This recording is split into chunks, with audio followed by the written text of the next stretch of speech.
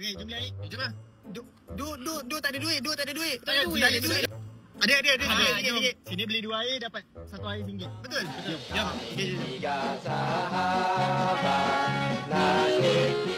Hi, welcome to Toast and Coffee. Hari ni kita ada promotion weekday. Beli 2 air akan dapat 1 item RM1 untuk item yang second tu.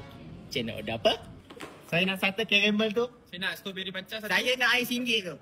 Itu je. Makan tak nak? Makan. Kau lapar? Lapar. Kau lapar? Wah, aku pun lapar juga. Duit cukup-cukup ni.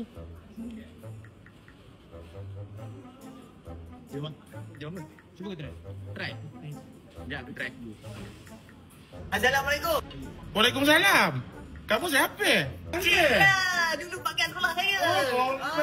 Jumpa duduk. Dua tak ajak kita. Itulah. Jilat makan seorang. Makan seorang je.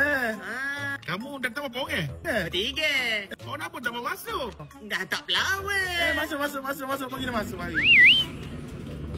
Mana kawan jilat tu? Yang mana? Yang kerja sekali tu? Kerja sekali tu. Dah mati? Dah mati. Dah mati? Langgar? Takkan meja kosong je. Order. Order ni, Okey dah. Order.